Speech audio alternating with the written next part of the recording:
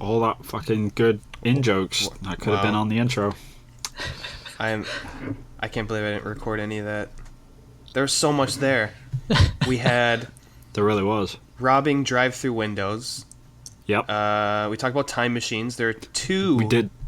Back to the Future jokes. Robin, Tom Hardy's via drive-through without a car.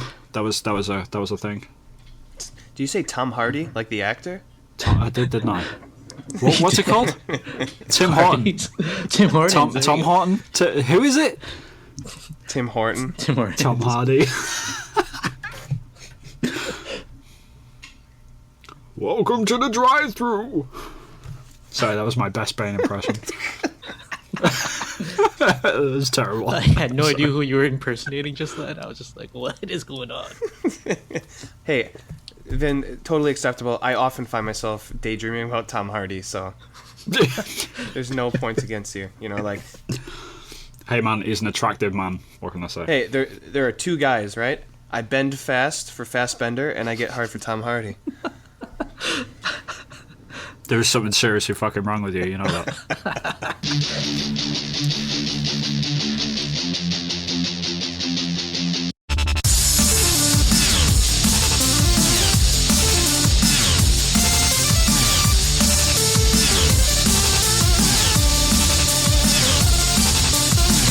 What's up, guys, and welcome to episode 44 of Podcast Reload. It's the general gaming podcast by Sifted.net subscribers, where we invite community guests onto the show to talk about the games industry in all its weird ways. I am your host, Vin Hill, and joining me as always is, of course, the sole Japan dweller, Evan Piotrowski. Hello, everyone. And joining us this week, we have our community guest all the way from Toronto, Canada. Yeah, the Maple Leaves and the hockey in Canada. Yeah, that place. Sorry, go ahead. Kurt, also known as Gojeera on Sifted. Hey guys. How's it going, man? Things are good. I woke up pretty early today to do this, so I'm a little bit on a 6 a.m. I'm a bit on a caffeine high, but yeah, good to be it's on the best finally. place to be, man. Yeah, I mean, we haven't had a new guest on for a while. No, we haven't, and I think Kurt, you've been part of the site Sifted community since the very beginning, right? Pretty much, yeah. Yeah. I saw them on, I think it was Game Trailers. They did that live show, whatever it was, and then I was like, oh shit, it's Shane. I was like, what? I was wondering what this guy was doing. I remember when he was on that. He was on GT Live, right, with Brandon Jones. I remember that episode. Yeah, you've been there since the beginning, and we've all had conversations together in threads on GameFace, in chat and stuff, and it's been like 2 years since talking to you on the site, so it's actually really, really cool to finally have you on the show. Thanks for coming on. Oh, thanks for having me, guys. Yeah, that was cool. That's cool. Yeah. So moving on, we're gonna talk about we're gonna do our question for our guests. We're gonna play Save or Kill because we haven't had a new guest in a while. New guest. Yep. Yeah, so it's been a bit weird. Like, we haven't played this in a few weeks because every time we do, well, we played it with Shane, but that was a bit different. That went into a bit of a deeper conversation. But normally, when we have a recurring guest, we don't normally play this, so it's nice to get back to it. Shane. There is no Shane. That was Shane last week, wasn't it? Hey, Kurt, are you ready? Ago. Yeah. Right, so people that are tuning in for the first time, Save or Kill is basically a game that we play where we give you 2 things from the games industry. It can be a game, it can be people, it can be a franchise, it can be absolutely anything. You've got to save you have to choose if you're going to save or kill it. So if you do kill it, it's gone forever. It's gone into the gates of oblivion. You never get to play it again. It's done. So you have to choose carefully. So Kurt, are you ready? Let's go. All right, number 1, Mario or Sonic? This is I don't know, a little easy for me. I want to go with Mario.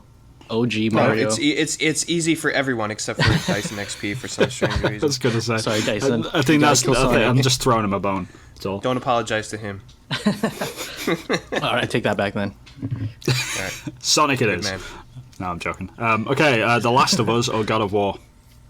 Ooh, Last of Us, God of War, jeez. Shoot. I really like God of War, but Last of Us is like one of my favorite games of all time. So Last of Us, hands down. Fair play. Assassin's Creed or Prince of Persia?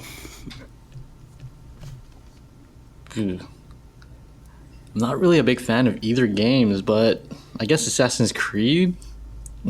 I never Alright. played Prince of Persia. Fair Oh, play. really? Oh, shoot. Yeah. I hope they... I don't know. I mean, I guess Assassin's Creed is Prince of Persia at this point, but maybe It they'll is, bring the pretty franchise much. back at some later date. I don't know. I mean, there was a lot of mechanics in Prince of Persia which I preferred, but I don't think those mechanics would strictly work in Assassin's Creed, if that makes Like a sense. time mechanic. True. Yeah, the time mechanic. I do wish to bring back more of the puzzle platforming though into Assassin's Creed because it desperately needs that. Like me and Evan have talked about this on the cast before. Yeah, where- bring that back from 2. That was awesome. yeah, like in 2 with the Totally worked. catacombs and stuff. Like they need Yeah. more of that. That'd be awesome. And that Makes team is sense to still do it there. in Egypt, right? With, Right. tombs and stuff, yeah. Hopefully, Yeah, well, hopefully they do. We'll see. Yep. Assassin's Creed 2 is the only one I actually played. I played quite a bit of it, but I don't know. I just got bored really quick, I guess. I just stopped. No, fair enough. To each their own.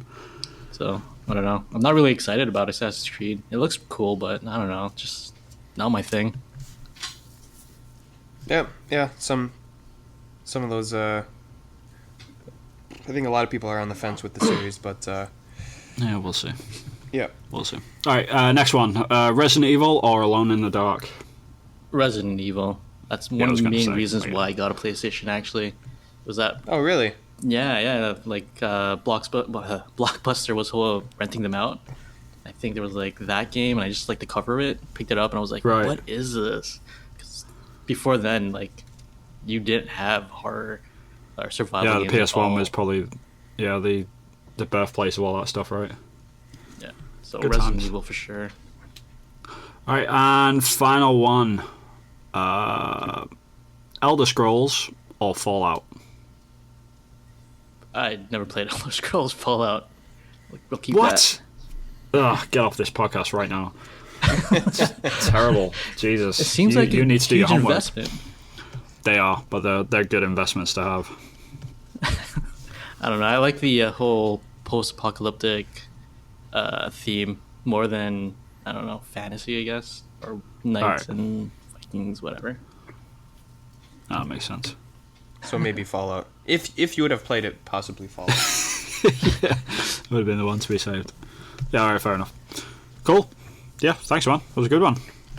There's a few in there that you didn't know, but other than that, it was sweet. I always like to throw the Sonic and Mario one out because you always know who you're dealing with. If someone says Sonic, you're like, you're one of yeah. those people. I see how it is. But yeah, anyway, we should move on to what we've been playing this week. Evan, what have you been playing, man? I've been playing Breath of the Wild DLC, the Master Trials specifically, which is basically the biggest chunk of the game where you are playing through challenge rooms, and the object of each challenge room is to defeat all the enemies, and then you are transported into the next challenge room, and it's broken up into 3 sections, and Yeah. each time you complete a section, your Master Sword is awarded 10 more attack points for a maximum of 60, which is the strongest, basically the strongest weapon in the game. Huh. So it's cool because, well, one good thing about it is you can actually get in and out. Like, there's 45 rooms, and at first I thought, like, are you gonna have to do all 45 of these rooms from the bat, like, and you lose and it's just back to the start? That would have been horrible. So they break it up, which is nice. And I'm so torn about this because what it is like, it makes you rely on the weakest part of Breath of the Wild, I think, which is the combat, because in the actual game, you don't really have to engage enemies, and a lot of times it's in your best interest not to, because your weapons can break, and you don't want to waste your good weapons on, like your rank and file enemy, because why would you? When you don't get experience, they don't give you anything. Oh, and what I should have said is when you start the challenge room, you have nothing. You have no weapons. Oh, okay, so you don't have your old gear. It's a separate thing. No, the only thing you have is your powers. Like you have your bombs, your stasis, and your magnet power and all that stuff. So basically, you just have to do all these. You use everything you possibly can that you've learned from that game. So I like that part of it. But I'm done with it. I've wiped my hands from it. So I beat the first and second section, and the third section is like 20 plus rooms long. You have to run the gamut, and if you die once, that's it. You're done. Like you have to start over. It's interesting because the way you're talking about it almost sounds like a Dark Souls game. You know? Yeah. It's hard. Yeah. It's hard, but so to wrap this up, the reason why I think this ultimately fails as a I don't know, like a portion of the game is that there's a room where there's all these guardians, and there's a couple kinds of guardians. These they're kind of like their legs have fallen off, so they're just kind of sticking out of the ground. So what happens with the guardians is they lock onto you, and they charge up a beam, and then they shoot the beam, and it fucks you up. But what you're supposed to do is parry with your shield, and if you bounce it back at them at the right time, you'll kill them in one hit. Right. Ooh. And there's like 6 of them in this room, and like, dude, I went in there, like, I had armor, I had all my shields, I had a ton of food that I saved up because I never got hit, and I cooked the right foods to get like good like stat boosts, and I had a bunch of shields and weapons and stuff. And then that room, they fucking destroyed me because I couldn't get the shield timing down. Yeah. And a fucked up thing happens with shield timing. 3 things happen. 1, you miss the timing and the beam hits you and you lose like half your hearts. The other thing that happens is you successfully parry it. It bounces back. It hits the guardian. They die. Another thing that happens is your shield gets destroyed, and it doesn't matter how many defense points your shield has. It'll just destroy it. So what happened is like I burned through everything. I couldn't parry, and I had like 4 guardians like targeted onto me, and I was trying my best to dodge and duck and parry. Nope. Used all my food, and then I fucking died. So basically this game, I got all the way almost to the end of it, and what it told me that I had to learn was a button press at the right time. Like that's what the entire difficulty of this DLC came down to, was I had to be able to parry with the shield. That was it. There's no way to beat it unless you're able to do that, and I couldn't do it. It's like, well then fuck you. I'm not doing that. Like, this game taught me to be very, very careful and plan out my attack and save my weapons and use my powers and cook food and stuff. It's like, no, you just have to parry with the shield. That's the only way you're going to be able to power up your Master Sword. So I washed my hands of it. I'm not doing it anymore. Not that one. It pissed me off. Oh man, that's the worst. Anyways, Not fair play. who are we going towards? Kurt, what have you been playing? Oh, okay. So I just beat Uncharted 3. First time? I know I'm late on the game, or in the game. Okay. But yeah, I just beat it not too long ago. I have a little bit of a gripe with people who are like, this is the worst one or something like that. I actually enjoyed this more than the first and the second game. Yeah, this is the hot debate with Uncharted. Like, there's always this 2 or 3. You know, that's like know your enemy sort of thing. 2, I don't know. 2, just like, I didn't like the story at all. I felt like the villain wasn't. There was like no high stakes, I guess. I don't know.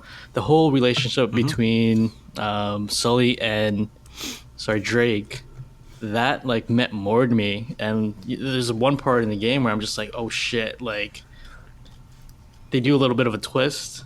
So spoilers if you haven't played it yet, but there's a bit of a twist where one of the characters gets hurt, I guess.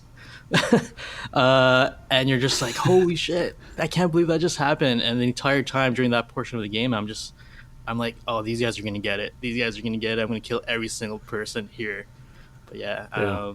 I enjoyed part 3 quite a bit. Portal is another game I've been playing, but I think I'm just gonna stop Portal, playing. What, the original or the first second one? Yeah, I wasn't kidding when I was saying I'm quite behind in terms of Oh, games. But Portal. so you'd never played Portal? No, never. Oh wow! I picked it up. Oh man, you're in for a that treat. backlog. Yeah, it's great. I'm pretty much at the end, and the final puzzle is just making me so angry. I don't know if I'm gonna go back to it. I think I'm just gonna jump on YouTube and watch the ending of the game, because you've got to do the last puzzle. I guess it's the one where you have to. God, I can't remember. I haven't played the game in like it's a good Just 10 years. before I you think. fight, what's your face, GLaDOS, sorry. And Oh, yeah, well, thanks for ruining the final boss of Portal. I know, Jesus. Oh, my bad. But yeah, you have to we do just it scrapped perfectly. If you miss by like even like an inch, you're makes you do it not again. gonna beat it. So I'm just like, Right. I don't want to do this. And that's Yeah, essentially I it. will say, like, even if you're holding off on Portal 1 and you're not really up for it, I would really suggest that you go and check out Portal 2, because it's a lot more refined and it sort of breaks the barriers that the first game sets up almost. So you sort of think, okay, it's the rule set like room by room and you're figuring out these puzzles.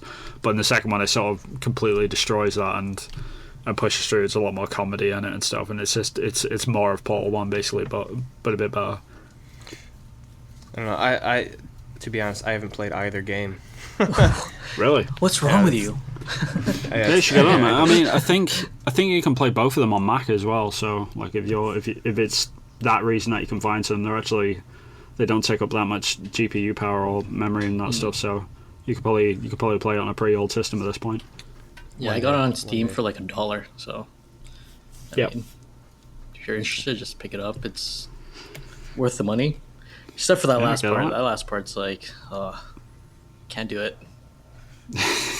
Fair play, man. I mean, does that type of thing bother you? That like, is it one of those things like, I should be able to do this, but you're at the point like, you know what, I'm not wasting any more time on it, type of thing. That's exactly it. I don't want to Yeah. I don't want to waste any more time doing this. I spent like an hour or so trying to get it done. I'm like, and this is just before going to bed, so I'm like, sleep is more important. That's the only time I can really play video games, actually. Just before sleep. Fair enough. But you like it, and Oh yeah, I was addicted the first couple of rooms. I think the day I got it, I played up to room 14, like in one Jesus, sitting. yeah. yeah, so it sucked you in. Yeah, I gotta get around to those games at some point. I mean, I'm sure there's a lot of people shaking their heads listening. It's like, how have you not ever played the Portal games? But That makes sense. It's a pretty hardcore PC game at this point. yeah, it passed me by at the time, but I'll get around to them. All right, and then Vin, what have you been playing? Nothing. Oh, really? Seriously, I haven't played anything in 2 weeks, and sort of crawling for it. I'm actually gonna sit down and play a game today. I'm probably either gonna play Ratchet and Clank, or I'm gonna sit down and play Dying Light: The Following, because I've been wanting to play that for a while. I want to hear So it's your more- thoughts on that when that comes out, or when you finally play it. You really didn't like that game, did you? Dude, those fucking, like, the super zombies, they never leave you alone. They never leave you alone. You just I be in know, your like little... I think I just played the game very differently to you. I know Oh my you're. god. It's even worse than The Following. Like, those Right. super zombies, they do kind of hound you. In the other game, you're able to run away from them or, like, kill them quickly, but they'll come in droves in this game. Like, you'll just be in your buggy and it's like 6 of them will just come out and you hear them, you're like, oh god, here they are. And then you take care of them, and then I swear to God, like 3 minutes later, it's like, rah, rah. I'm like, oh, just get the like, fuck off, man, fuck off. Interesting. No, because I remember I was playing it. a couple of weeks ago when I first got it. I only played it for about an hour, but I forgot how much fun I was having with it. I was like, oh Jesus, yeah, I'm gonna get sucked into this game again. But because I never fight. That's the thing. Like I never have my weapon out. I'm just constantly running away from them. I'm just trying to do the whole free running thing, go from objective to objective. I just really enjoy that stuff because I played Mirror's Edge so much before I played that game, so it's just second nature to me to just run away, sort of thing. Like I never fight. So I think we just played that game. So basically, you're saying differently. what you're trying to say in so many words is you're just better at the game than me. Yeah. That's it. No, I'm sure. I'm sure you are. Like you did all the time trials and stuff in Mirror's Edge, which I had. Right. I didn't do. So you're probably like flipping and spinning and Because I was Sliding all over the super. place. Because I remember, like, I said to you, oh yeah, buy. Because when you first got your PS4, right, I was like, yeah, buy Shadow of Mordor. You'll really enjoy that. And you're like, yeah, man, 10 out of 10 game. And you got really into that one. I was like, all right, buy Dying Light. And then you're like, yeah, it's terrible. I'm like, what? That doesn't make sense. But after like that conversation, I was like, I didn't even think about that. Like the whole combat side of it is just not that great. I guess I didn't even. Think about I it. actually I like the combat in that game, and I do like the first game, and the following has a lot of interesting things that mix it up, and it's like you're driving around in fields. Like you couldn't do that in the first game, Right. you know. It's refreshing. It reminds me of The Walking Dead, like season 2, kind of. You're on a farm and that, but just the design choice of just having those enemies constantly show up and hound you all the time. I don't understand why they thought that was so important. Keeping you on your toes. Oh, yeah, I don't know what it is, but I've got a lot to play, but I haven't really played anything. I've just been doing a load of work and making games more than anything. So yeah, that's my life. I don't play games; I make them. I know, right? Trying to stunt on us. So much better. Oh my god. All right, well, definitely. When I'm really interested to hear your thoughts on that when you finally pick it up. Yeah. Cool. So moving on, we're actually going to jump straight on to our topics. We haven't actually done topics in a while, but we basically take 15 minutes for our guests, and then we'll take 15 minutes for the podcast itself. I'm just going to take a random subject. So, Kurt, what is your subject for this week? We're talking mascots today, boys. Mascots. Okay. Mascots. With the success of like Crash Bandicoot, the remake, and everything, it's sort of had me reminiscing about a time where mascots were actually a thing. Specifically with with Sony, because I remember seeing the commercials for Crash Bandicoot and be like, "What is this? This is pretty edgy," or you know what I mean? Right. Just like, yeah, it was pretty wild at the time. Yeah, for the time, it was definitely like a new angle. yeah. Or it was Sonic, but kind of cranked to 11. Like Sonic was already trying to be the cool. Well, that's guy, but the thing, though, isn't it? Because like every console before that had a mascot at some point, and I think the PlayStation was just like one of the last ones that really had it. Mm-hmm. So it was strange to be on the tail end of that in like almost like a 3D modern system. So yeah, it was weird. I mean, Nintendo's always had Mario, so I mean, can't really talk about that. But like, none of the systems really at this point don't have. None of them have a mascot, really. I don't think, and I sort of miss that. Sorry, I mean, there are several characters that are associated with the system. Like when I think PlayStation, I think Nathan Drake, Kratos, Sackboy, Ratchet, and Clank, I guess I would say. Mm-hmm. So you have that, but yeah, that's not like, you know, if someone said, okay, Nintendo, what do you got? Mario. Yeah. Sega, Sonic. Yeah, like you don't Straight get that Mario, anymore. Sonic. Mm-hmm. Yeah. But I think that really comes from. I think it stems from the original system. So if you go back all the way to the very beginning of like Nintendo, for example, their first hit was Mario. So I think that system, well, not our system, but that company is always going to remember for that character. So if you go back to Sega's first hit, it was the first Sonic game, the first Sonic the Hedgehog. That was the first big game that came out of them. So that was their mascot automatically. I think Crash was sort of the same. I think that was like the release title, which they were like, all right, this is the character that we're going to sell the system with. But it was interesting the way Sony actually sort of pushed the system with that character. Like Crash was on the box like back in the day and stuff, and it was just like, it's a bit weird. But yeah, I like the weird, man. It's super interesting, like the way mascots actually come about, but how companies sort of use them in a way after the fact, which is always super interesting to me. I think mascots are fascinating. I don't know why they don't have them anymore. I think because a lot of people associate like Master Chief with the original Xbox because of Halo as the one-hit wonder for that system or whatever. But I did a little bit of research on the Xbox. I was like, is it really Master Chief? Is he really the mascot? Apparently, there's a game called. It's got to be, but there was a character that they created called Blinks. It was like a time traveling cat. Do you guys remember that game? Oh yes, I do. It was actually pretty cool looking. Yeah, it was like time elements. Did he have like goggles? Oh, for With the sure. sweet I goggles, don't like, on remember, his but forehead. for sure had goggles. But yeah, it was cool looking game. Had like the whole Prince of Persia time element where you can like rewind time if you made a mistake. But that was the official mascot, I think, for Xbox Oh, like when they they first actually released. had designated a mascot for the system. Yeah, See, I don't think you can do that though. I mean, not anymore. it's No, I like don't the think so. way. It's like you can't pick your own nickname. Right, Yeah. exactly. Yeah. It's like, yeah. It's like with Nintendo, I don't think they ever imagined that Mario would be the mascot. Like if they were, if you went back to Nintendo back in like 1984 and they're like, all right, you're about to bring out this new system. It's called the NES, the Nintendo Entertainment System. What is your mascot? They're like, Donkey Kong. Yeah. And that'll be like, and they'd be super excited about that because that's their first game coming out. But that wasn't a hit. That sold the system almost. Yeah. It's like you think Donkey Kong. It's like the arcade is really successful. It's like Exactly. You think about the box, right? The machine in the Donkey arcade. Kong was on the side of the arcade. It's an animal. Yeah. Those always work as mascots. It's like, no, how about it's like some Italian guy like in overalls with a mustache. It's like, are you out of Dude, your fucking mind? Like, Right, I've been talking about this for years. Like, I would have loved to have been a fly on the wall for the people that were coming up with like Sonic the Hedgehog. Can you imagine being in a meeting? Seriously? So we got this idea, right? We got this blue hedgehog. All right.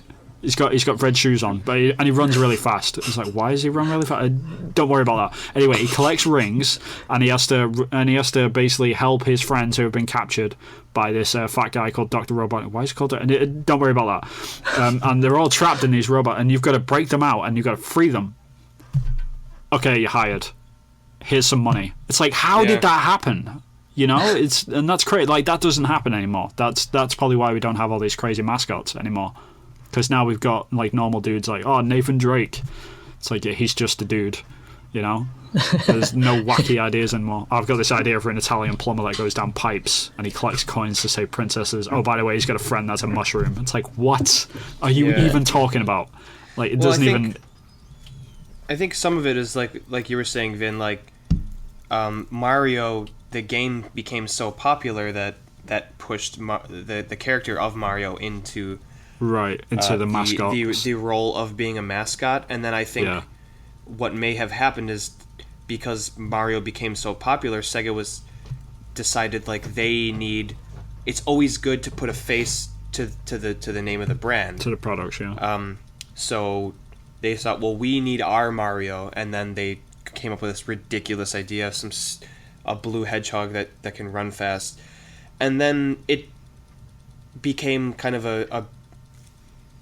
a beast of its own nature, where it was a marketing push, and so because that was so successful, the idea of attaching a mascot to your brand and then using that in your marketing, that just kind of spread out to everything. Like then like everyone was trying to jump on the bandwagon, and then it was like the 90s and like Saturday morning cartoons. And I was going to say, I think that a lot of this is to do with the times as well. Like if you go back to the 90s, it was a different time back then as well. Just like how like every sports on the planet had mascots, and in Japan as well specifically. Like a lot of people don't know about this. Like, not to go on a Japan tangent, but there is mascots for absolutely fucking everything. And I mean everything you can think of. There's an anime character attached to it. 7-Eleven has a mascot. Right. No. Your local post office or your local town hall or your local bank has all their individual mascots. It's crazy, and it's absolutely everywhere, and they've got like their little songs and stuff, and they're all on the leaflets and all the brochures, and so it's just insane. So it was only natural that Japanese companies would come up with the concept of mascots and put them in video games as well. Like it's totally normal if you think about it back then, Yeah. but nowadays yeah. Well, and then so at the times like Saturday morning cartoons, you got your Transformers, and you have all these other characters out there, and then it just kind of became a given that if you were going to put something out there, like it needs to have a character attached to it. And then you saw like all these people trying to ride the mascot train, or at least have some sort of platforming game with some cool character. You had like Bubsy, you had Zool. Bubsy was actually a good game. Like I know that's not a popular thing to say, but it actually wasn't that bad. I always thought the hitboxes were really unfair. It was. Like I couldn't tell like what were the rules? Like how did I get hit? Like I thought it was a bit fast the way that the screen scrolled, and like he built up so much momentum, like I couldn't really see when the enemies are coming. But anyways, I think when Crash came out, I think that was the thing where the PlayStation, as a brand, it's like, okay, like, you know, they had the 16-bit wars, right? Remember the bit wars? I think that was all wrapped into the whole that was a thing as well. Yeah. Just the marketing pushed that to the forefront in how they sold their systems, and I guess it worked because they did it for so long. But I think when the PlayStation came out, it was like the tail end of that. And there's still, like, even in the for PlayStation, like, they had Spyro, like, they had these, like, a platforming game, whether it's 3D or not, having kind of a cutesy Disney-esque mascot character still sold games. Like, that was enough as a concept to build a game around. right. And I think for Crash, it's like, well, there's Mario, there's Sonic, we need one too, and let's, you know, flip the dial to 11 and come up with this edgy guy that's gonna take out a megaphone and, like, yell at Nintendo and say how uncool they are and stuff like that. So I think it was like, Sega do what Nintendo don't. yeah. That was an advertising slide. That was great. I used to love Oh yeah, I remember that one. It's pretty good. It really is good. Yeah, like even the TurboGrafx got in on it with Bonk, who is Yeah, but they lost, as we all know. Like, they just didn't. No. TurboGrafx will always have a place in my heart. Oh yeah, Kurt. Oh yeah, fellow TurboGrafx fucking lover, by the way. Thanks for coming on the show. Do you need a room? No problem. Do you guys need a room? So just sidestep out for Yeah, me. just me, Kurt, and Bonk. That's all we need. The TurboGrafx podcast will last like a month because all the games. Yeah. Jesus Not Christ. too many Yeah, games you'll out have there all for of 2 listeners, like, including you two. Yeah, that's all we need. That's all we need. But yeah, changing things up a little bit. Kurt, what is your favorite mascot? Probably Sonic, man. To be honest, even Oh, though yeah? I know he's sort of like when you compare him to Mario, he doesn't really have that sway. But Sonic, he's just fun, like a fun character to play. Mario's kind of Fair like it's just weird. Like, you're playing this an adult Italian plumber. It's like, why though? You know With what I mean? And dwarfism Sonic's and a just, beard. Yeah, I don't know. Just like being an animal, I think serves that purpose. Where it's like, I don't want to be a human. I want to be something else. You know what I mean? Yeah, it definitely checks one of the boxes. Like, you know, like cute, like, animal mascot is, you know, that's where a lot of the mascots that, you know, were at least decently relatively known and popular were kind of checked off. I think Sonic was just known as cool. You know, that was the. I think that was the sort of gimmick behind. Like, if you're going back to the 16-bit wars, especially like with this whole Sonic versus Mario thing, it's like Sonic was really just a cool thing, and then Mario is just like the traditional cute thing almost. You know.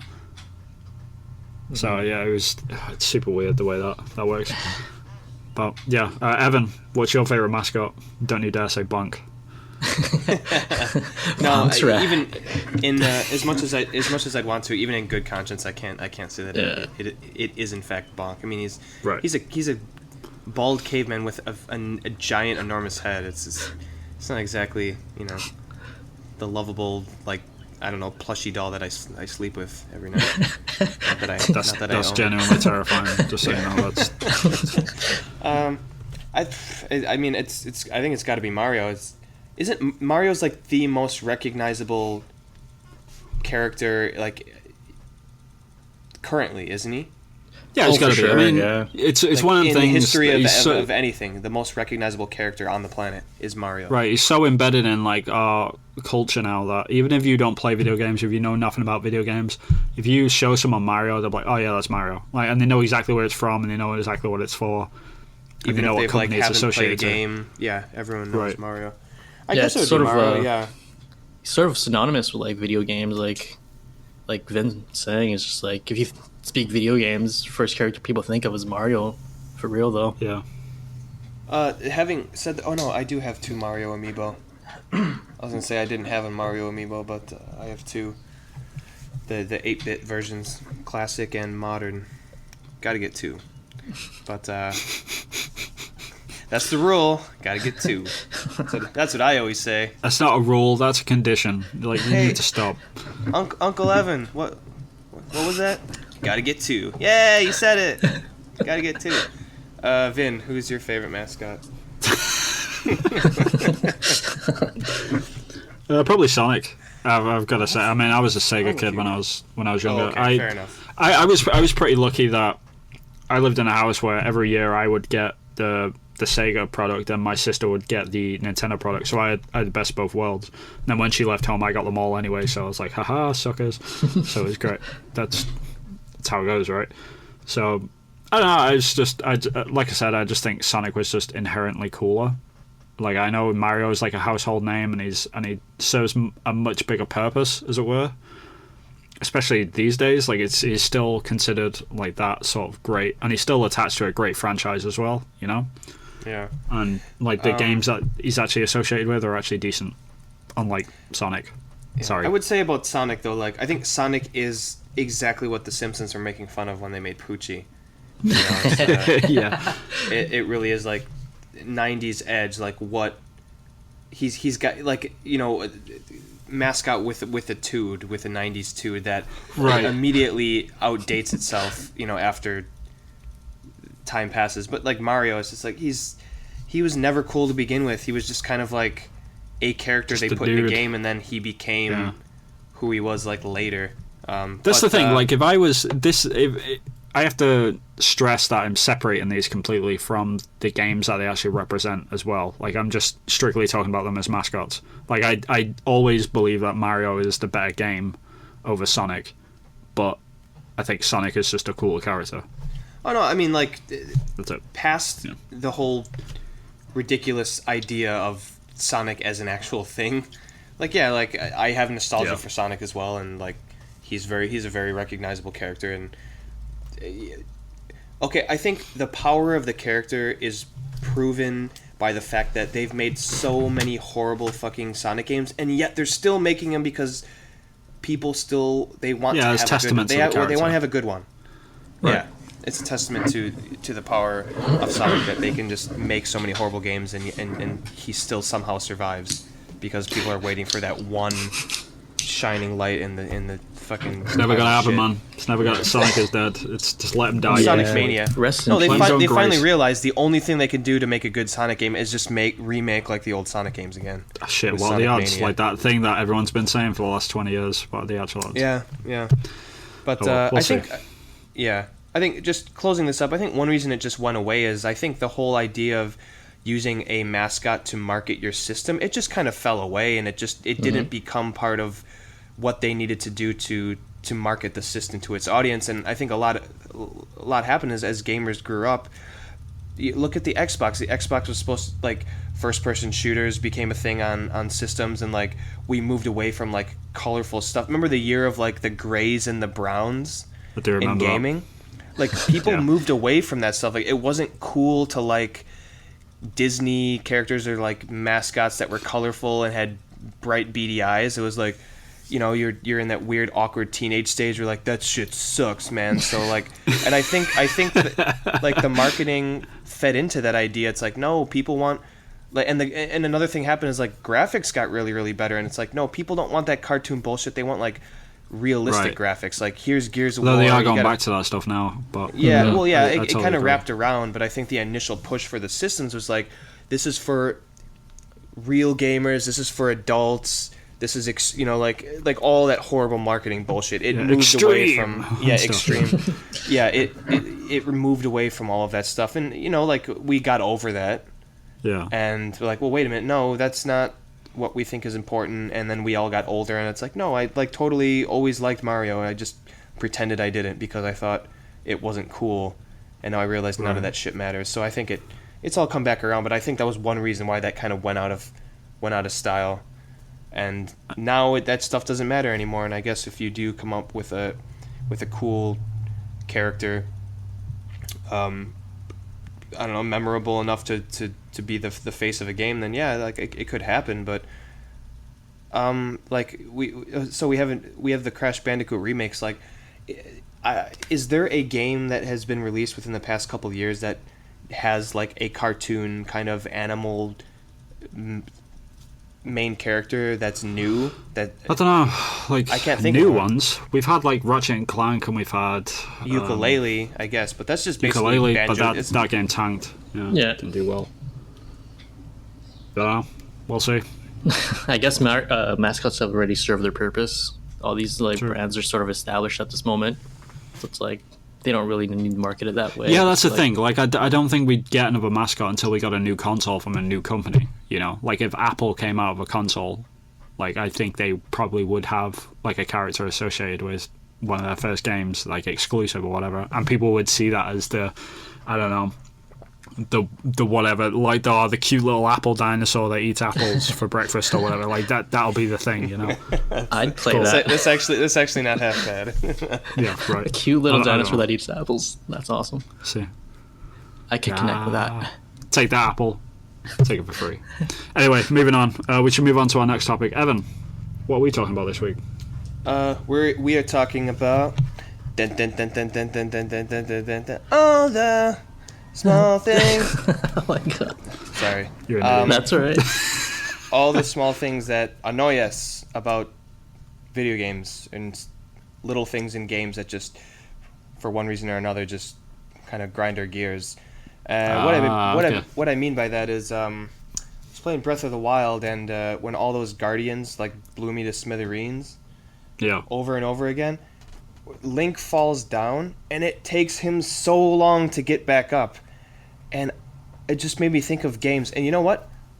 This happens in the Yakuza series too, and this is a criticism, surprise, surprise, of the Yakuza series. if you get hit with a stun gun or get shot with, I guess it kind of makes sense. Like you get shot with. Where a is gun, Evan Piotrowski and what have you done with him? Yeah. So if you get hit with like a weapon, like a stun gun, a knife, or a gun, you fall to the ground, and it takes like 1 Mississippi, 2 Mississippi, and then you have to like mash the cross button to stand up, and it's like Ugh, I hate Why is that when a it thing? takes too long to get up after being knocked down in a game.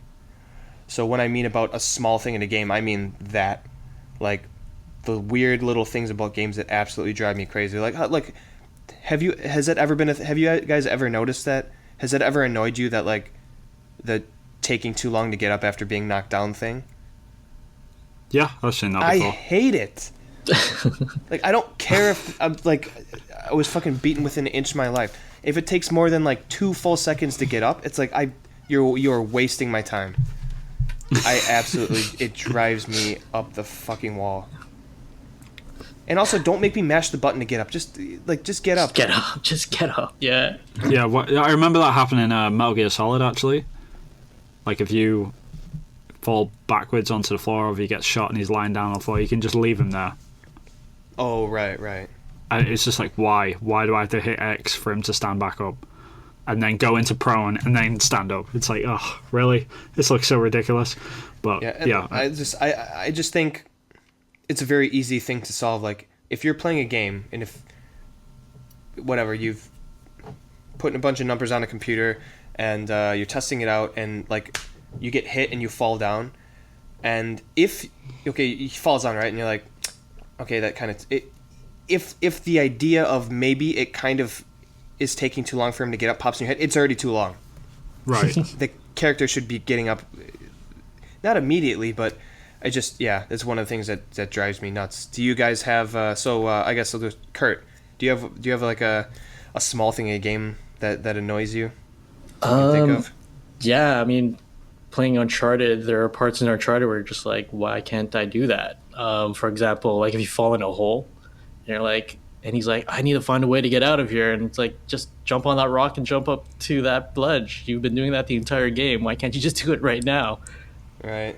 You know what I mean? Yeah. It'd be like a Nathan Drake in the purple crayon, but it would be like yellow.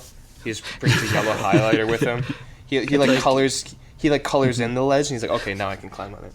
It's a yellow ledge. I can climb that ledge. It's like, but there's a ledge right next to it where you could have totally done the exact same thing.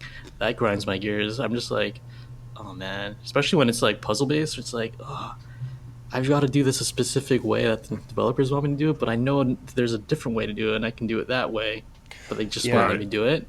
I think part of that stretches to one thing that annoys me is like ledges that are just out of reach, but close enough to where you think you might be able to climb it, and you waste so much time trying to test out whether or not, when what they should have done is just make that box bigger, or that ledge an inch more out of reach to where you realize very quickly I'm not supposed to be able to climb that.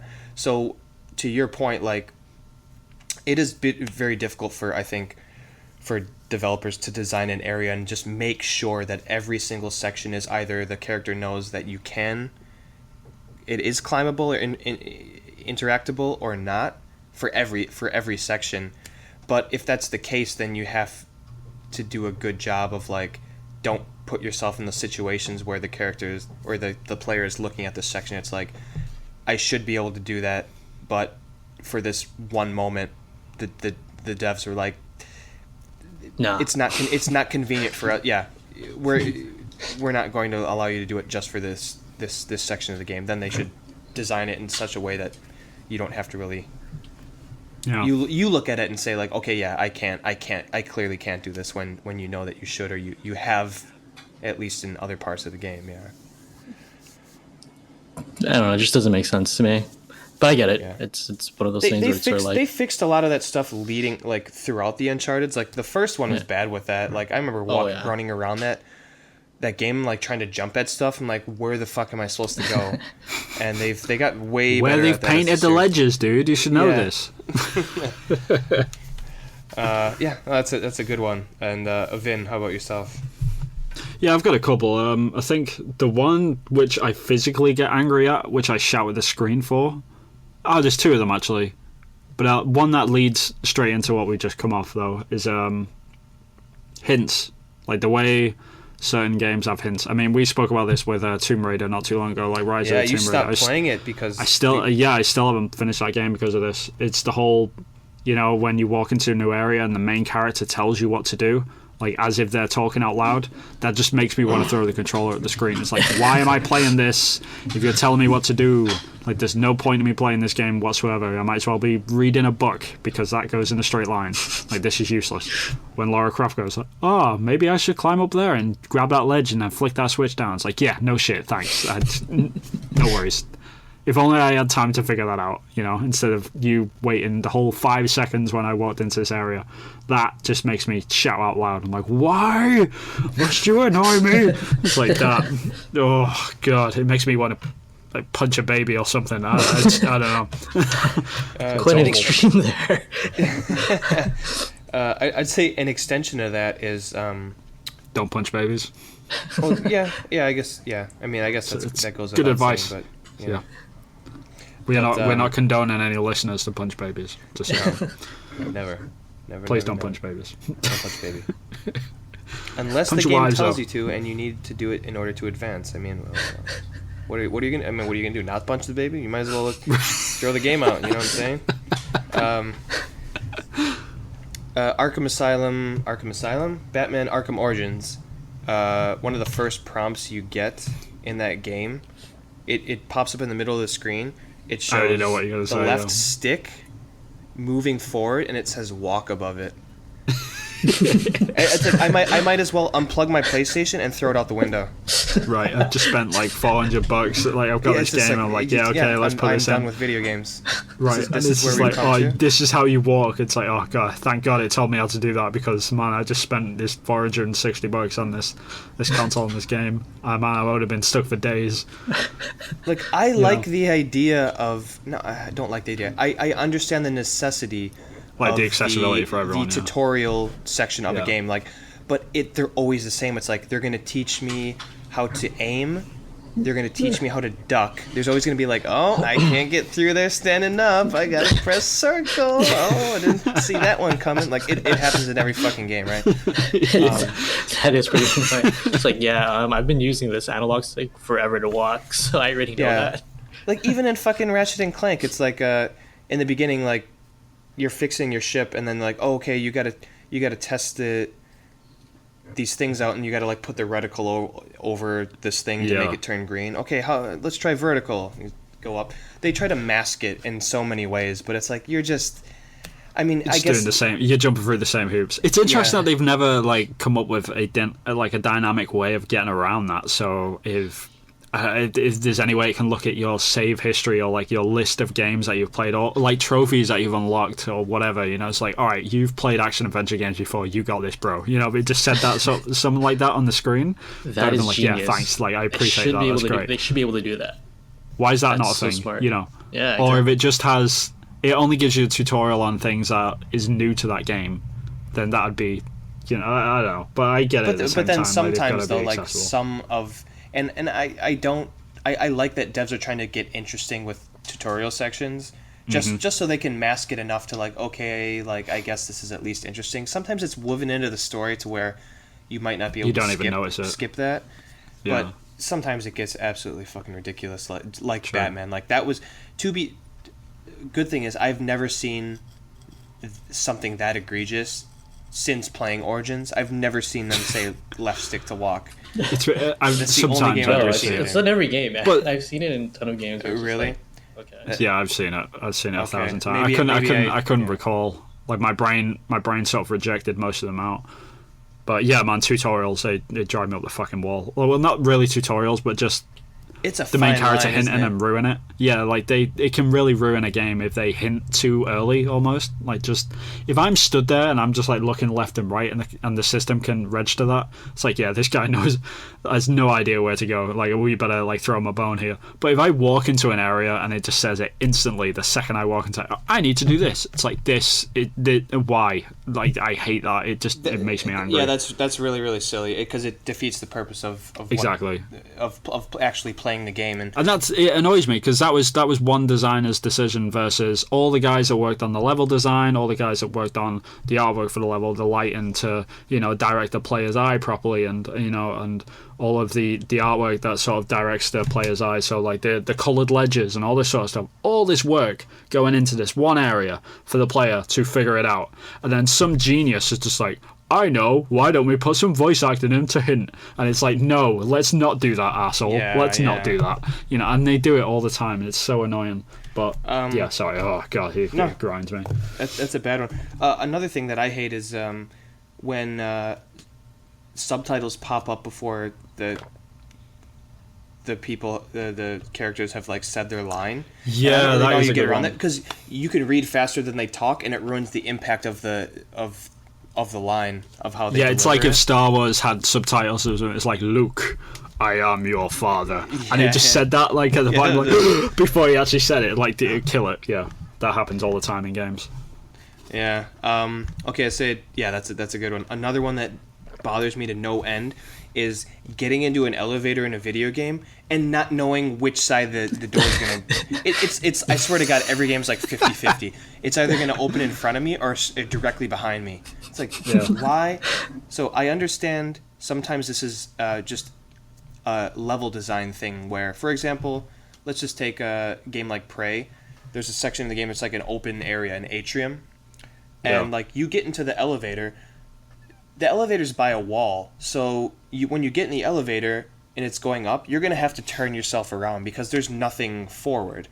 I totally get that. They're not going to just keep extending, building the levels forward just so that you can always have the elevator in front of you open forward, you know what I mean?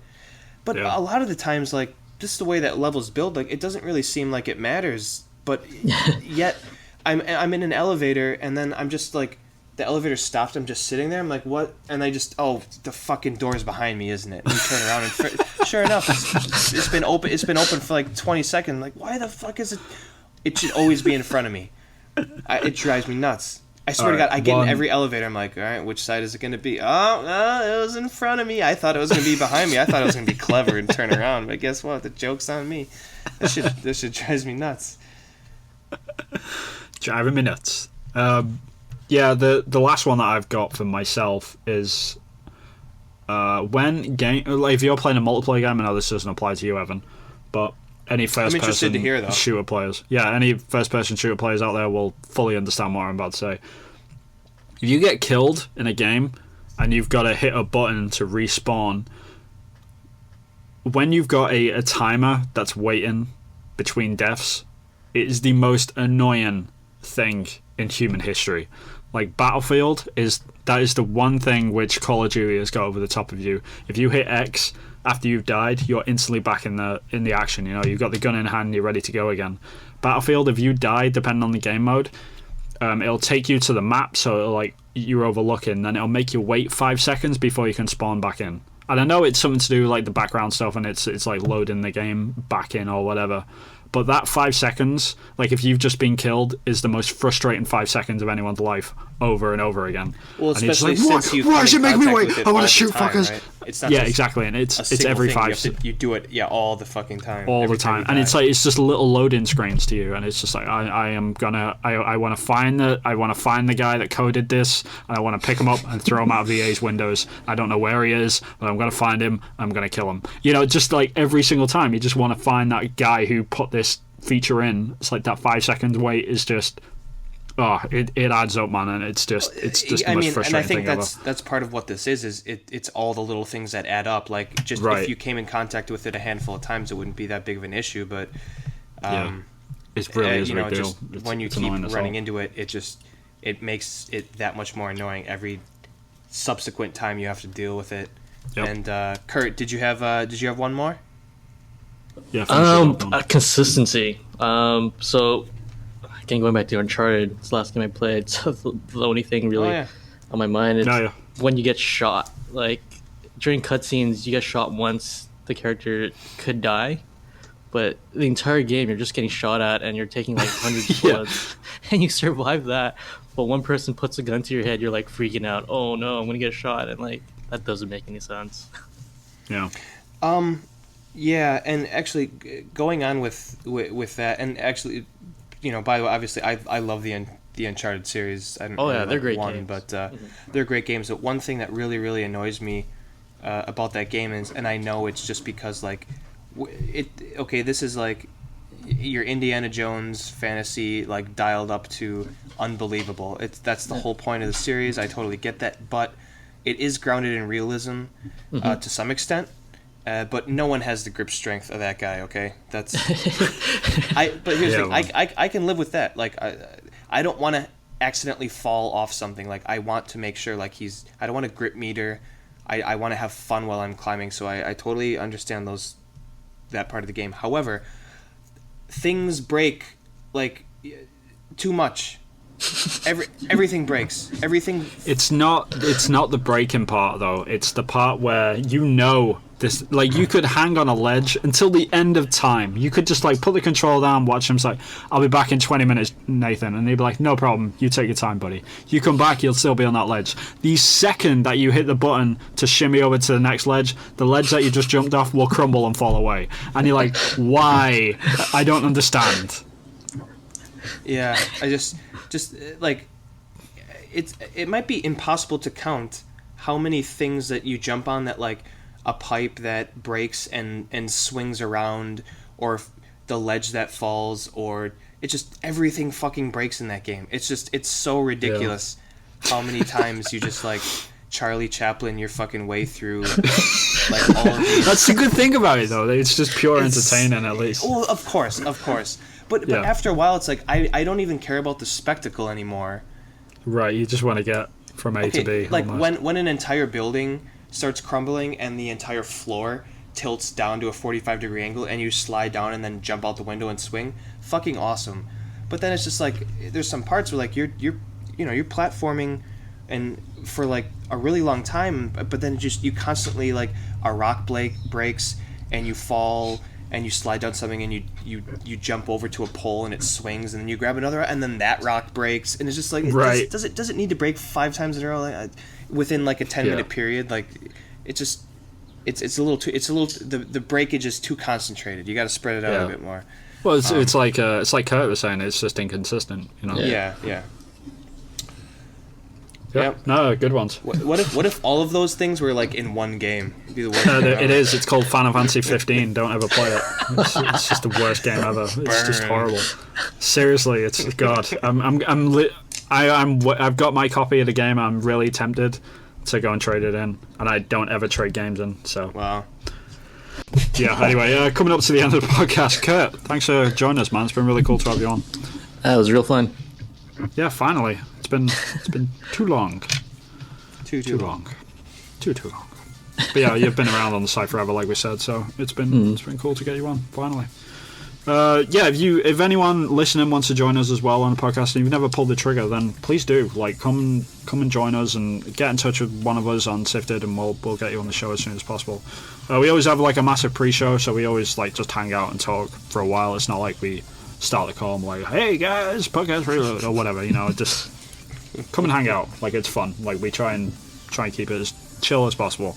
Yeah, Kurt, have you got a Twitter handle? Can you sign us off with any goodbyes that you've got? I got a Twitter thing. Twitter thing? I'm a computer. IMA_CUMPTAH. Is that an Arnold Schwarzenegger thing? No. Do you guys remember those G.I. Joe videos that were like that went viral? Yep. I do not. There's one where the guy's like, I'm a computer. And that's right. That's where I got it from. It sounds like Arnold. I'm a computer. Sorry. All right. That was accurate. That was good. That was. I'm okay. I'm so bad. My Arnold Schwarzenegger impression is way better than the one I just did. No, I know you don't believe me anymore, but it's true. Prove it. I don't believe you. You are correct. So what are you doing? Get out of here! Wow. Arnold, is that you? Arnold, what are you doing on this podcast? Yes, it's me. I'm Arnold Schwarzenegger. I always say my name like this. You sound like a Japanese Arnold Schwarzenegger. Like, it's pretty bad. Wow. I'm the stand user, you idiot. It's not a tumor, it's the stand user. Don't you see? I was the governor of California. That's amazing. Alright, what's your Twitter handle and where can people find you? I just said it. Arnold, thanks for coming by. See you. You're welcome, Evan, your best friend. Love you. Oh yeah. You can at the stand user, Twitter Giant Bomb, and Sifted. And Vin, how about yourself? You can find me on Twitter. I am at Vin Hill Art. You can find me and some of my finger paintings on there from time to time. And I'll be floating around Sifted and ArtStation as well. You can find me on there. I am at Vin Hill Art. Find me there. I draw stuff and stuff. That's about it. But yeah, massive thank you to everyone tuning in. Once again, we appreciate all of our listenership, and we'll try and get the episode out when other stuff isn't happening, because Evan's got a really, really great habit of landing the episode right smack bang in the middle of all these other shows coming out. So yeah, next I released week. The last episode at a very bad time on the weekend. Oh, so that's alright. This will be coming out during the week. Sweet. You heard it. You heard it here first on Podcast Reload. This might be the worst impression I've ever heard. I love it, man. It's that bad. How dare you make fun of my name, Lau? How I talk. What's I with know. it? Ow. How I do it. I always do it like this. Who is your daddy and what does he do? You sound like a Japanese kid trying to do an Arnold Schwarzenegger impression. How dare you? So, How dare you do Anyway. that to me? Alright, that's all for us. Goodbye. that is all. Arnold, Ta-ta. you have anything Bye-bye. to say? Wow, get out of here. Do it now. Kill me, I'm here. Kill me.